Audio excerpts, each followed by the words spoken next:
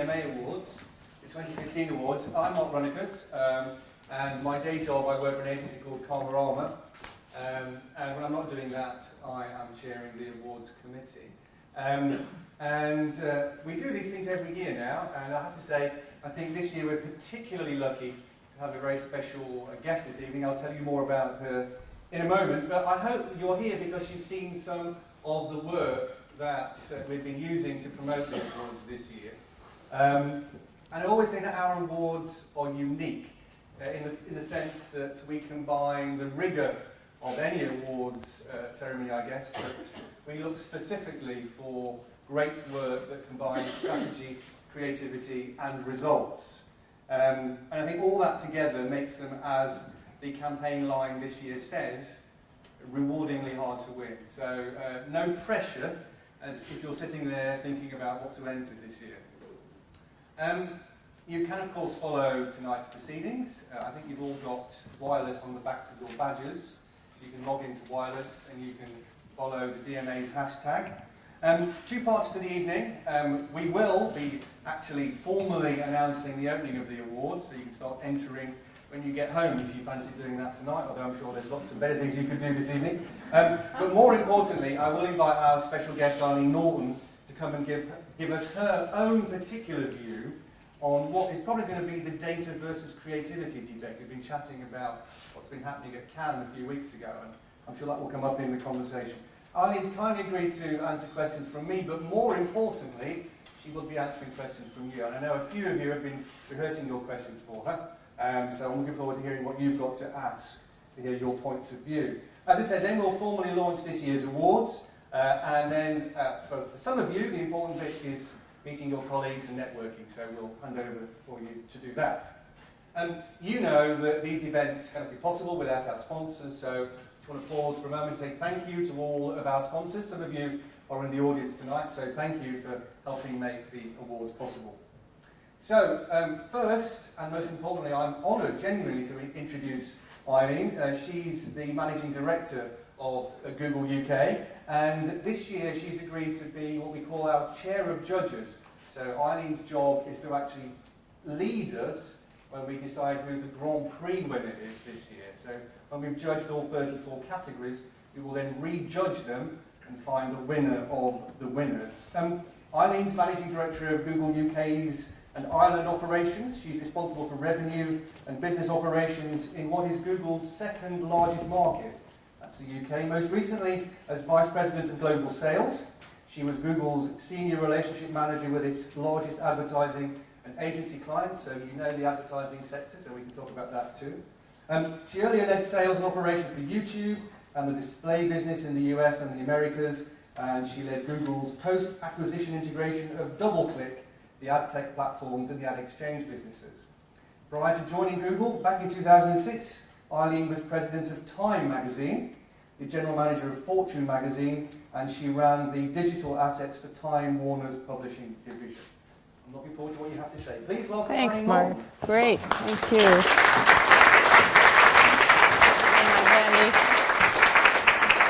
All right, I think I have to use this. Good evening, everyone. Thanks for coming out on a school night.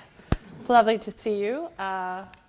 I am an American, as you can hear from my voice. I'm a New Yorker, and I have my roots, strangely, in direct marketing, or let's see, is that on? You can hear? Okay.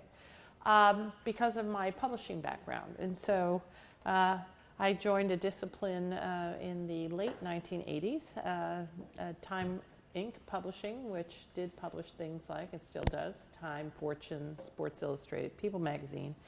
And direct marketing was really the lifeblood of the company. The subscription marketing side, very data-driven, regression-based, lots of direct mail discipline, multivariate regressions, A/B copy testing, price testing, all the stuff you all know quite a lot about.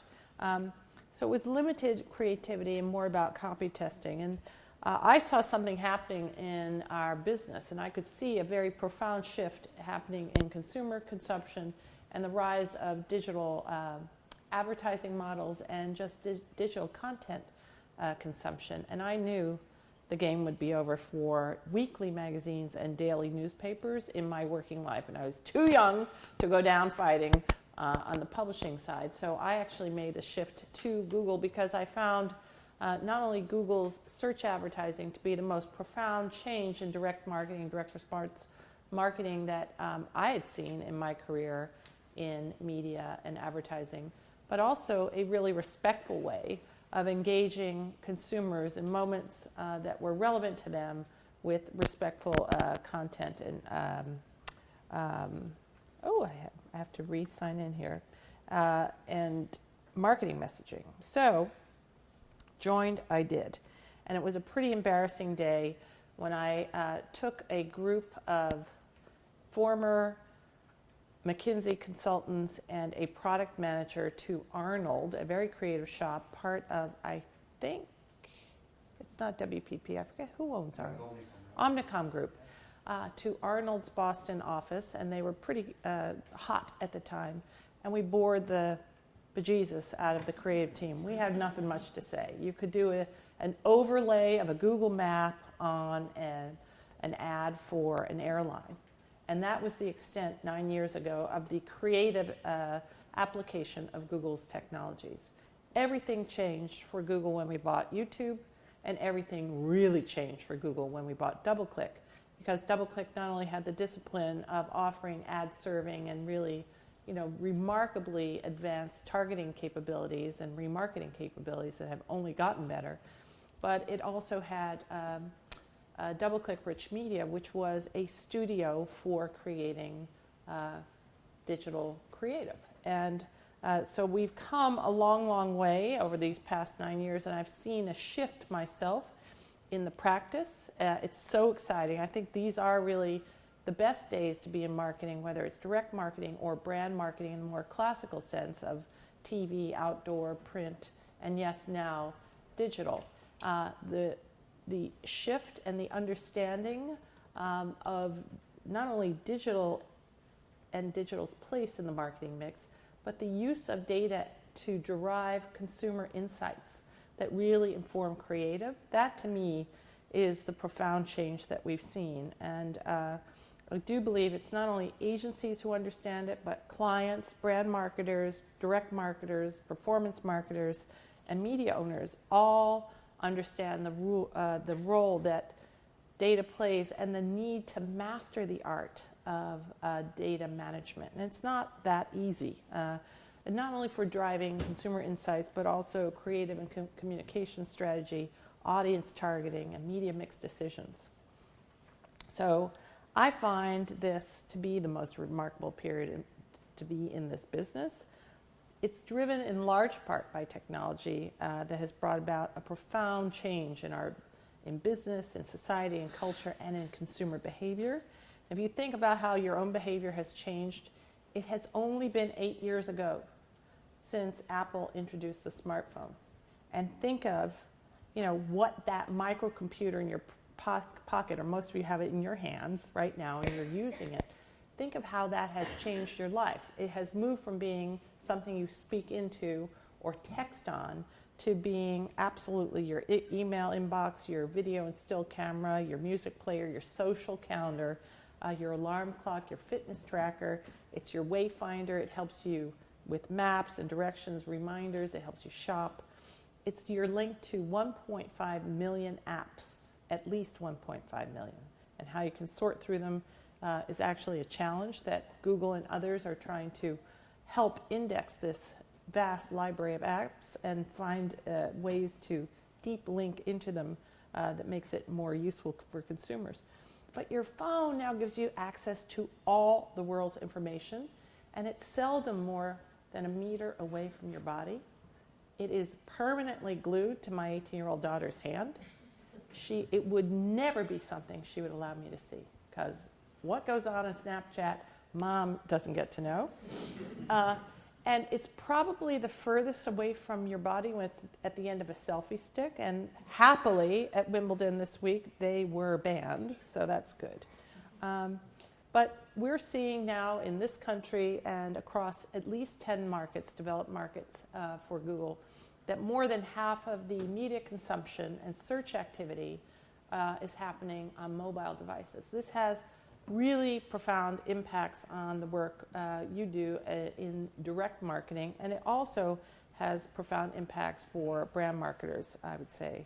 The smart money actually is on mobile. This year, mobile will be the third largest medium in the UK, behind TV and the internet at large, internet and TV, as a platform for marketing. And what I find fascinating about this marketplace that we operate in is the relative sophistication already of digital. It's approaching, depending on what survey you believe, 50% of total ad spend. For a country of not quite 70 million people, I'd say the estimates are somewhere between 62 and 66 million here.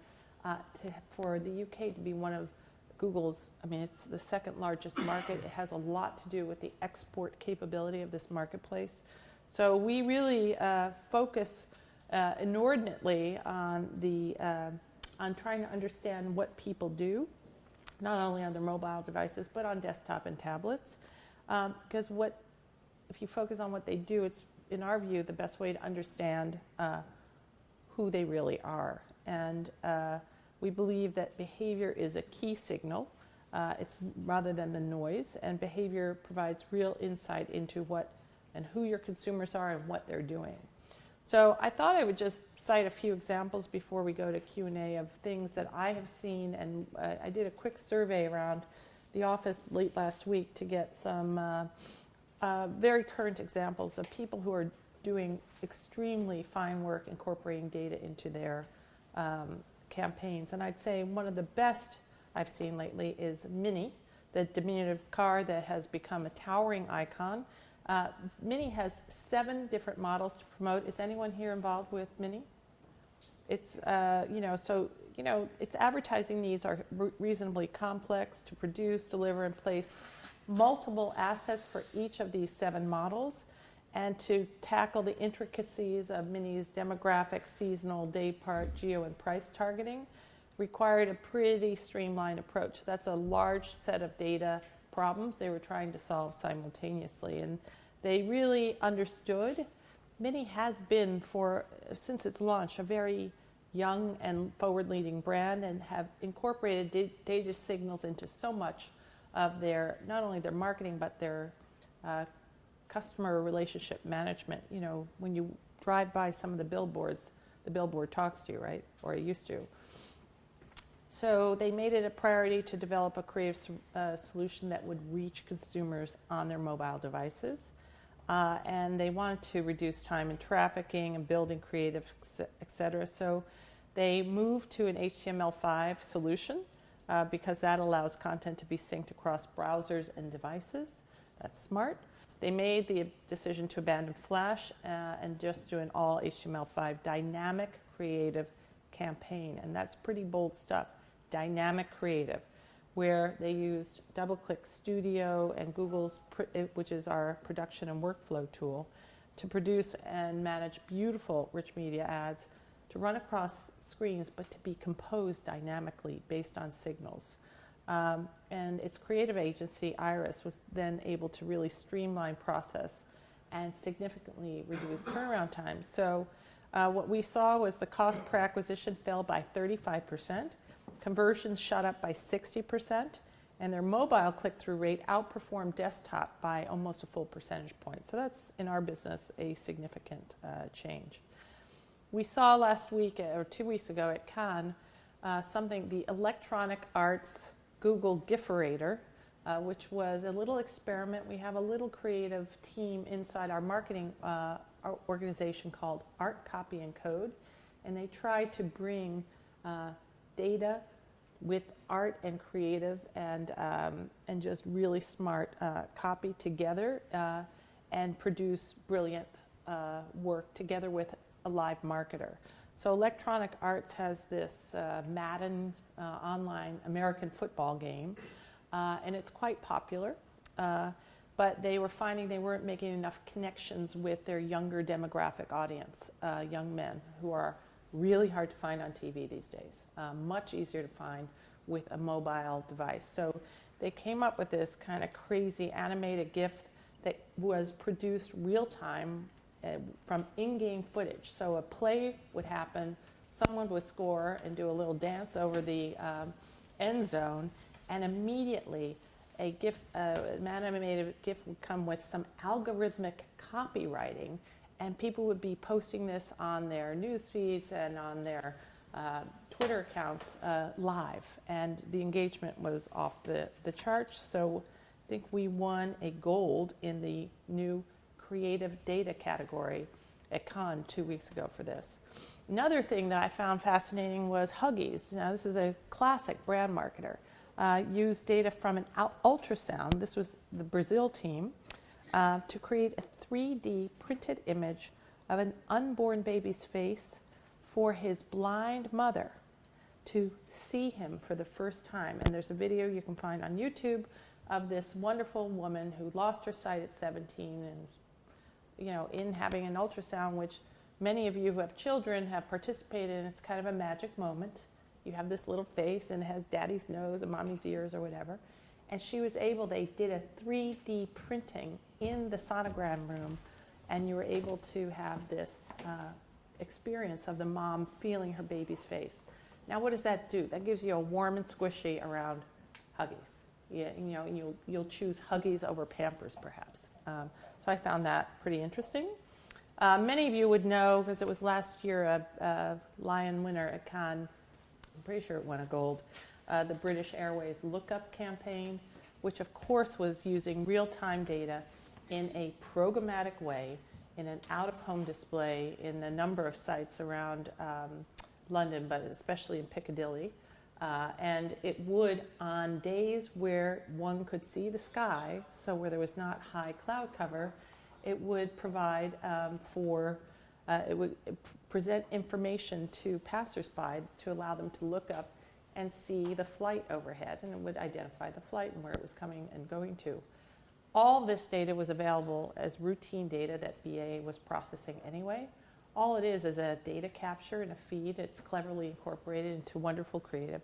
Makes you feel really good about British Airways. We did something like this ourselves at Google last year here in London. We called it a Google Outside campaign. We worked with RGA UK. Anyone here from RGA? Really fun shop to work with. It was shortlisted for the responsive smart outdoor units at Cannes this year. Didn't win, but it basically displayed the equivalent of Google Now cards. If any of you have enabled Google Now on your mobile devices, you know these are little cards that provide utility about temperature, transit time, your next appointment, as we might see it on your calendar and so forth. And it transformed bus shelters into these live displays of relevant Now cards that would incorporate signals around weather, time of day, what was happening in the proximate area, restaurants to go to, movie times at nearby theaters. And it was kind of cool. So it was a dynamic ad unit effectively on a bus shelter all around London. We had 100 bus shelters and 62 stops, and each display was tailored to the particular environment. So that was kind of cool. This morning, we hosted a Think with Google event around performance advertising at the Royal Opera House. And a digital director from Hilton Hotels came and presented a remarkable app. They have several reasonably robust apps for loyal customers, but they now have, it's remarkable, over 4,700 properties around the world. Each room, each conference room, each restaurant, each gym, each pool has been mapped by what we call Google Business View. It's like Street View on maps that goes inside businesses. They have mapped every single one of their rooms. They have enabled in this app the ability for you to book a specific room, and they have incorporated Google Maps data that allows you to look out of the window of each room. They haven't photographed the view from each room. They're just doing very precise data mapping to create an appropriate virtual view looking out each window. So that's kind of cool. You can now actually also book and check in on your mobile device, and they are starting a trial in some of their US hotels and plan to take it worldwide, where you can actually use your mobile device as your key, and it will let you into your room. So you never have to stop at reception again. Unilever, a great big sprawling consumer products company, second largest advertiser in the world, was not, about 3 years ago, was not kind of demanding enough of Google, I would say, in terms of what we could do to help them market better. And we brought them a few data-driven insights. They have a lot of hair care products. There are over 10 billion searches for hairstyles on google.com every year, and there are 7.5 billion searches for hair styling tutorials on YouTube.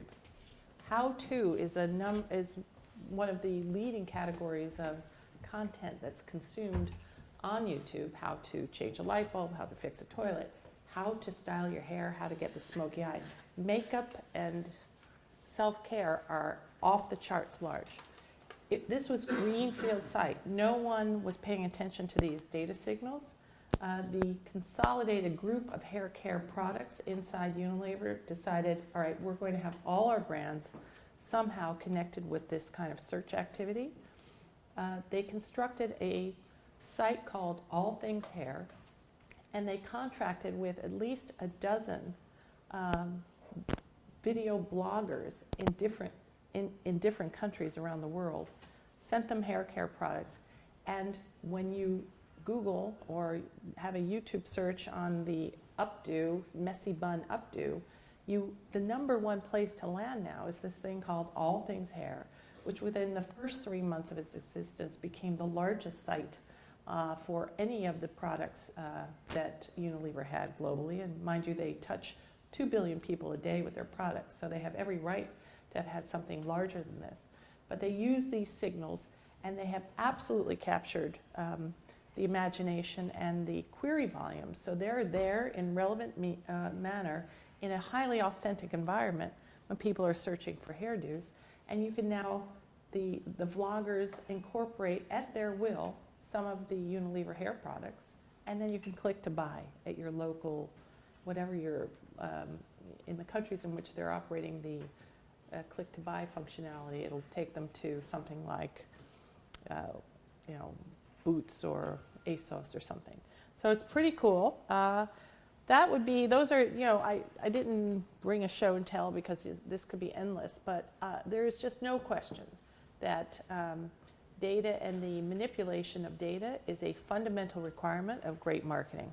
And what you all practice in this sphere, I think, has come in my career now full circle, where we were usually seen to be somewhat more quantitative in our marketing approaches and using signals to drive very high ROI and very targeted offers to maximize, revenue we could get out of any one customer in the old marketing model in consumer marketing and circulation planning. I can now see it's going full circle, and the requirement then is for us, for marketers, to understand the skills needed in their own workforces. You need a whole lot more people who are comfortable manipulating data. We've seen digital creative technologists really emerge as a new competency inside of agencies, inside clients, and frankly inside places like Google and other digital media owners, where some of these guys are as good as any engineer at hacking and building and imagining. But to take that remarkable spark of creativity that many creatives have in the advertising space and commingle it with the magic of technology is really what's breaking through. And when I saw so many of the winners at Cannes, so many of them had data, digital, and digital manipulation of data at their core, that in my view, there's just no going back. We are living in a fully digitally enabled marketing moment. I couldn't think of a better time to be doing this. So with that, I'll stop talking, and I think, Mark, you and I can chat and have a few questions if you'd like. Thanks. Thank you.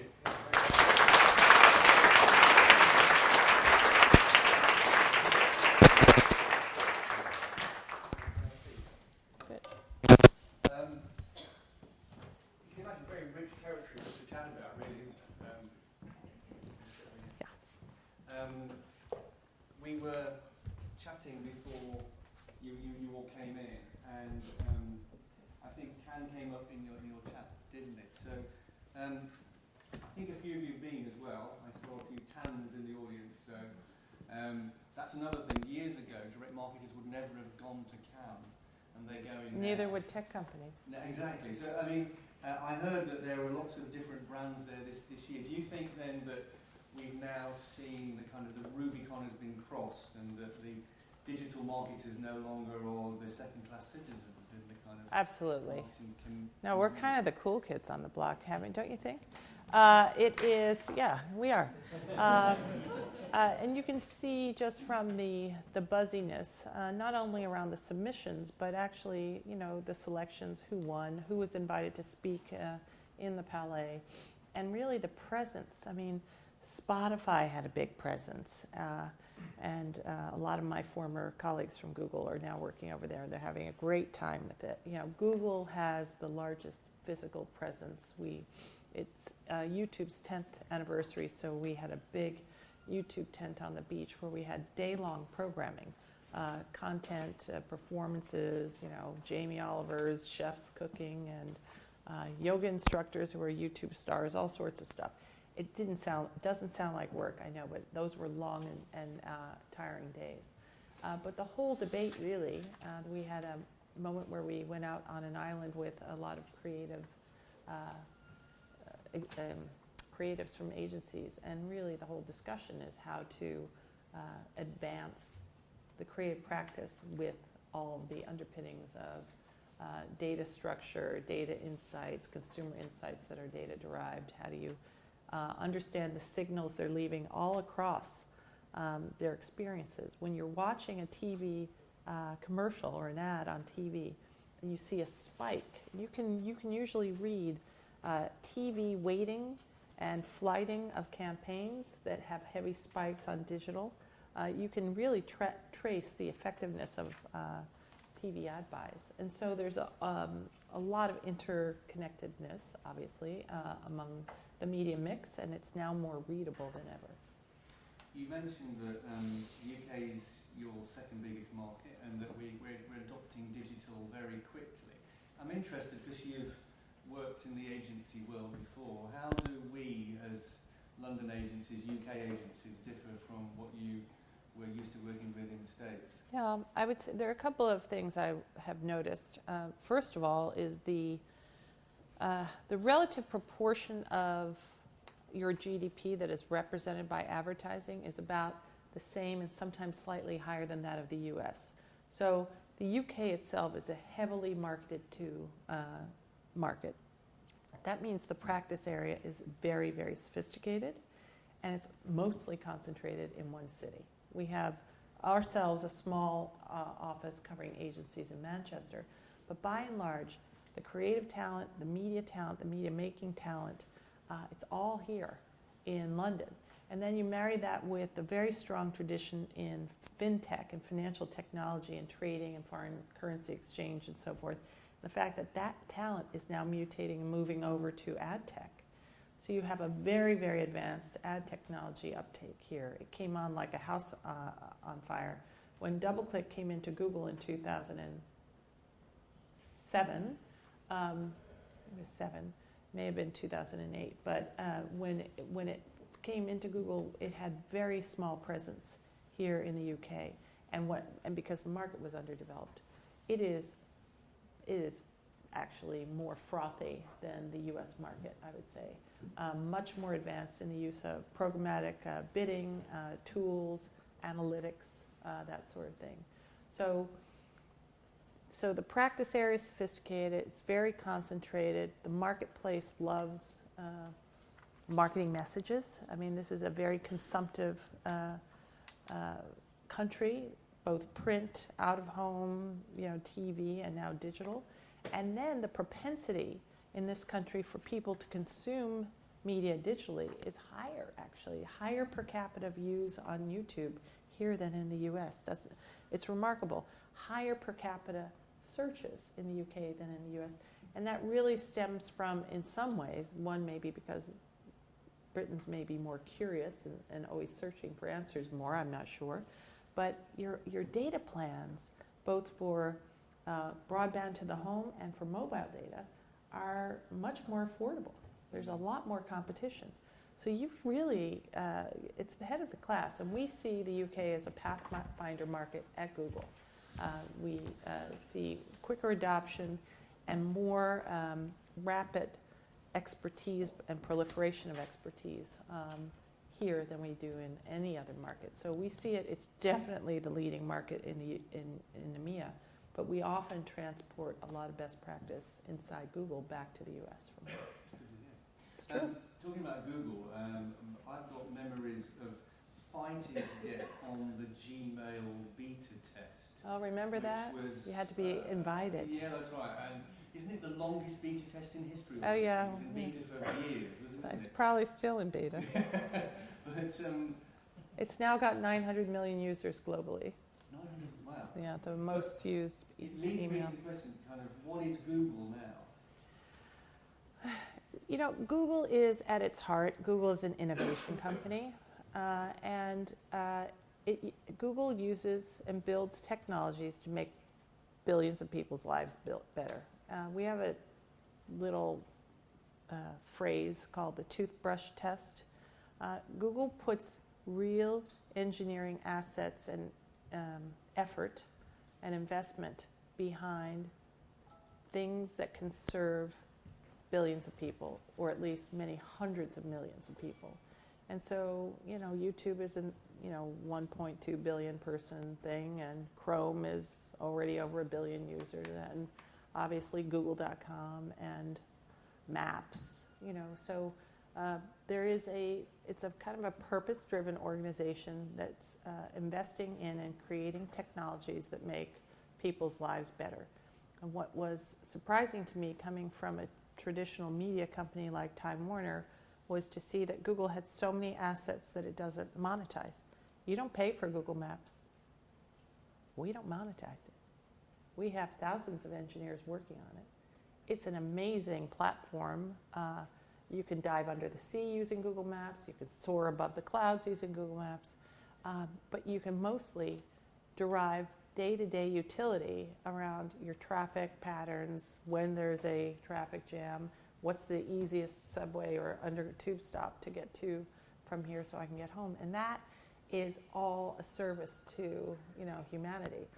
It was very hard for me to get my head around that. And one of the biggest, the reason I got very involved with Google is I had the 20 million images of the Time Life picture collection was part of my remit when I was running Time magazine, and for good measure they threw the Life assets at me. We weren't publishing Life at the time. We made a few books a year to keep the copyright alive. But we had these 20 million images curling up in a warehouse in New Jersey. 3 million of them had been poorly scanned at low resolution, meant they're worthless to anyone. And we didn't have the wherewithal at Time Warner at the time, after the fiasco AOL merger, to pay money of our own to digitize them. And we talked to two companies. I talked to Google and to Getty Images. Getty wanted a commercial arrangement in exchange for digitizing a subset of the images. Google wanted to digitize every image for posterity at its own expense. Marissa Mayer took this project on. It took the better part of 3 or 4 years before the project was launched. And now you can go onto Google Images and find, you know, the Life picture collection, and it'll be, you know, a visual record of the 20th century. And that to me was like, what kind of company is this? But if your core mission, Google's core mission, is to organize the world's information and make it universally accessible and useful. And so this was, you know, a corpus of information that Google cared about, much like mapping streets and stars and, you know, coral reefs is. And you kind of think, well, that's kind of crazy. But here we go. And that is, so it's a different kind of company. And it, I think, was founded with that principle. And it's still guided by its founder's principles. And Larry Page is very much a hands-on, he leads that whole mission-driven culture of the company. So it's become really an innovation company, and we're dabbling in things beyond media and advertising systems. But that is our core business. We have a really sizable business in Google Play, which is all the apps and games that you can download and pay for. And soon, we'll be inserting ads in apps, and we can deep link from a YouTube search or a Google search, deep link into an app, which makes the whole apps marketplace and that whole taxonomy of maps easier for us as consumers to navigate. So because of the right, there are 1.5 million apps at least out there, and so maybe even closer to 2 now. And so that's a big corpus of data to sort through if you're a consumer. And sometimes you want to be able to know what is the best fitness app or the one most suited to you. So we're involved with that. Self-driving cars, 1.2 million people die in car accidents every year. Sadly, a Googler died in Cannes 2 weeks ago. A wonderful, wonderful young man who unfortunately was struck by a cab. He probably looked the wrong way. He's from the UK. And he had been the force behind Inside Abbey Road, which is a digital documentary of Abbey Road, where 400,000 people stand every year outside Abbey Road and can't get in. So he got in, and he did an amazing digital documentary and won a Silver Lion for art direction 2 days after he was unfortunately, tragically killed. But when you see the self-driving cars that Google's experimenting with, it's not a gimmick. There are 1.2 million deaths, probably 2x that in terms of people injured, countless thousands of man-hours per year per person wasted in traffic jams. Wouldn't you rather be, sleeping, reading, texting, although some people text and drive, but wouldn't you rather have a hands-free environment that was safe and predictable and reliable? And let's not forget, when you're in an airplane, it's self-driving, right? And very often, the highest incidence of accidents in takeoff and landing come when pilots have disengaged the autopilot. So we know that to be a very promising, in my lifetime, we will have self-driving cars deployed in some reasonable amount. And then another really cool thing that we have innovated that sounds wacky, but it's called Google Lens, if anyone has seen it. It's a contact lens, and we have miniaturized batteries and sensors to a size that would be smaller than a speck of glitter. And you think, well, why would you do this? And so it's a little sensor. Well, there are 650 million people around the world with diabetes, and these sensors can be used to detect glucose levels in the tear secretion of your eyes. And then the little transmitter, which is the most miniature transmitter ever created, can send you a signal to your wearable device, to your mobile device, can prompt a mom to wake up and give her diabetic child some insulin. Or if you wear a pump, it can tell your pump to calibrate your insulin levels. That is amazing. I'm diabetic, so oh, there you go. Fantastic. It's amazing, and so we developed the technology. We have now licensed it to Novartis. They are in clinical trials, and there is, for people who suffer from diabetes, a very non-invasive regulatory system for consistent, calibration of glucose. It's amazing. Fantastic. Cool. Look, I could ask Eileen lots of questions, as you can see, but I realise there's about 100 of you who want to ask questions too, so why don't I shut up and you ask the questions you want to ask? Who's got a question? There's one. First brain soul, thank you. John Willesey. Hi. I wanted to ask you about the judging panel that yourself and Eileen are going to chair, obviously. I wanted to ask, it's a big challenge trying to understand what good looks like. And I suppose I put it in terms of how do you think about who needs to be on that panel? Because is it about attitude and experience? Because there's a huge spectrum of work to think about there. It's all the online and offline channels. It's all the business consumer, B2B categories that are there. There's a huge spectrum of work. Eileen talks about increasingly it's about data and how you think about data and how that informs consumer behaviour or how you interpret it in terms of consumer behaviour. So is it still quite simple, I suppose, to spot really exceptional work? Great work. Well, we should talk more about what we think Eileen is looking for specifically, but let me, it's a question for me really, isn't that a bit odd? Yeah. But anyway, so don't forget there are 300 judges over 4 days, and increasingly the community that we draw judges from is very, very broad. And more than ever, we've opened up judging to people, and you self-nominate. But then there, in fact, is a committee that then decides who the judges should be. But to answer your question, I mean, I'm sure you've judged other things. It is increasingly difficult now to weigh up all of, particularly for the DMAs when we're judging creativity, strategy, and results and performance. What should be a worthy winner? And that's why we have a jury system. That's why it's done in secret, because lots of other awards, some of them are done quite openly. People put their hands up, and you have that kind of the peer pressure thing. That doesn't happen with the DMAs. It's such a rigorous process that you vote, you make the decision. You're one of 300 of the great and the good in direct marketing who will make that decision. So I'm confident that we probably have the least worst judging system of all the awards out there in the world, I would say. I don't know what you've seen in other awards categories. But awards competitions, I think so. So I've never judged awards. You've never judged? No, this is fun. This is my first. I mean, I've lived and I have opinions and I'm not shy. But I did spend some time with one of the judges who chaired, Wendy Clark, who is a Coca-Cola executive and runs sparkling beverages for Coke in North America now.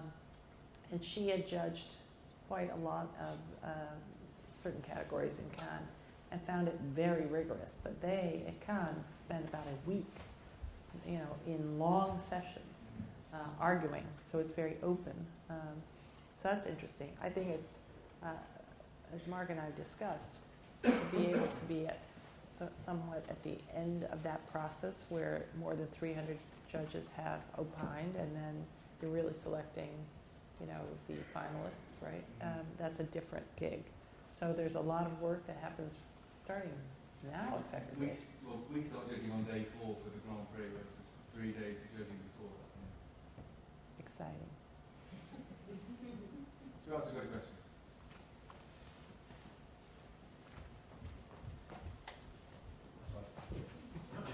Yeah, CJ, All Response Media. There's a lot of debate, good contentious debate happens in the categories. Creativity, strategy, results, and you get creative people argue with the media people who argue with suppliers. That's all good, that's great to do. So it's interesting that you talk about data, and we're all about data. Question is, do we really need to have an explicit word that data should be included as one of those disciplines that we actually start to mark? Because actually, people should also it's in strategy, but actually data is a much more important part. So should data be one of those 4 pillars, not 3 now? That's question number 1. As a thought from that.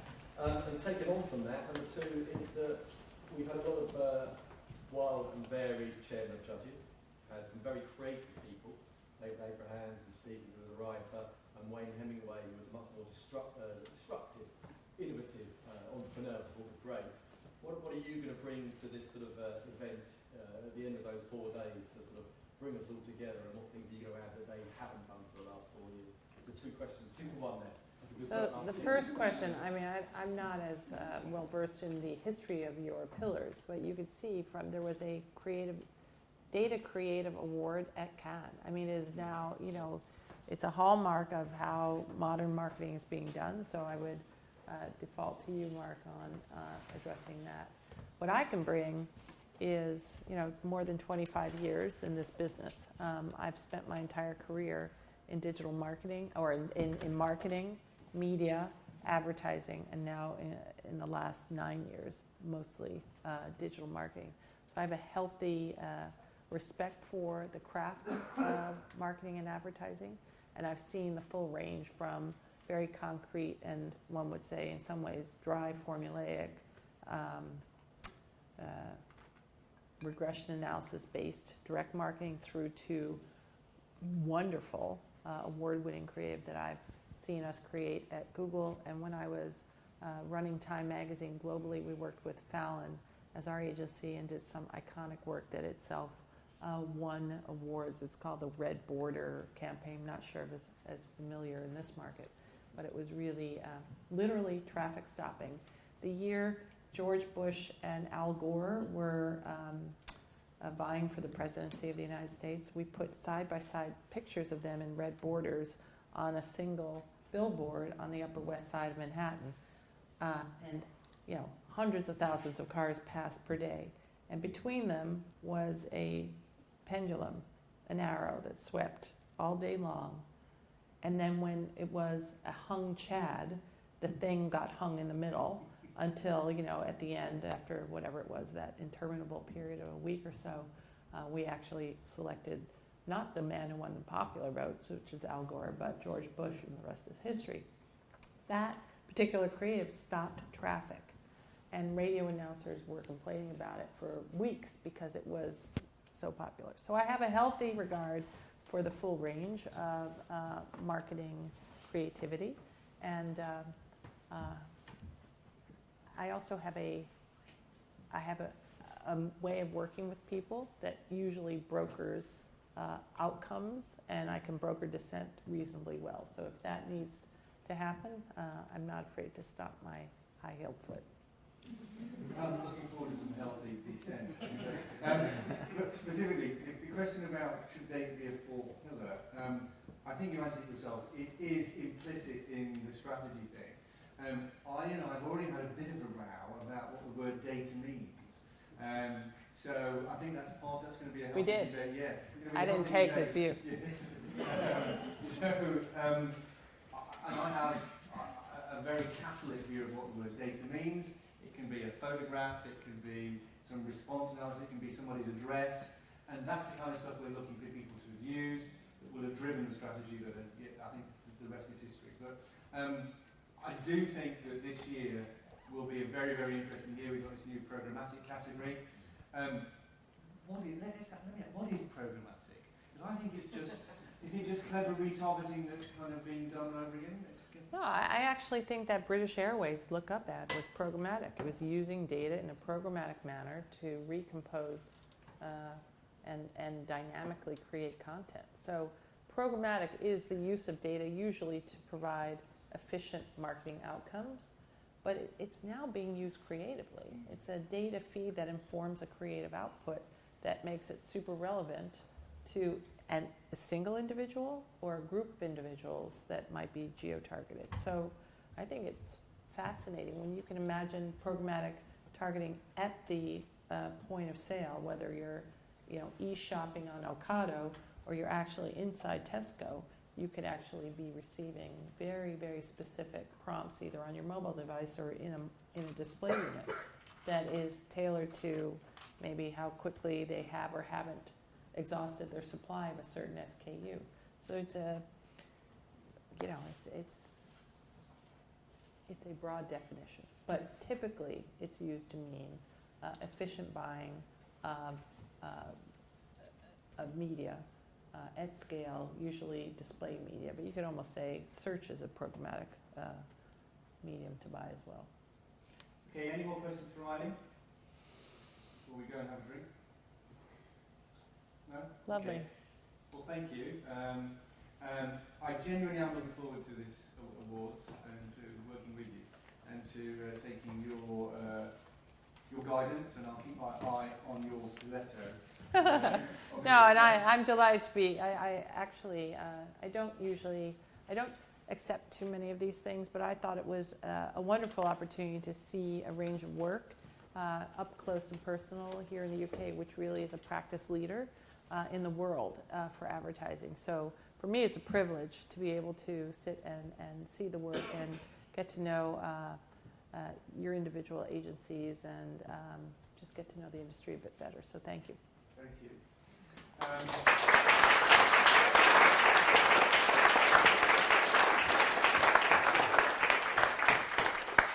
Before we go and have a drink, let me just tell you a bit about this year's awards then, before we close. And why you should enter. Well, we've talked about rigour. I do pride ourselves on the rigour for these awards. Some awards, they will send out the work before the judges actually start to judge. We don't do that. Those of us who judge actually don't see anything until we get there on the day. And some of my colleagues who've entered in one have said that in actual fact these awards are actually like holding a mirror up to your strategy for the first time. It's the first time when they've gathered together all the data. They have lots of reporting, but it's only when they put the awards entry together that they really actually sit down and understand the effectiveness, and in some cases where they've gone wrong as well. They were able to share that throughout their organisation.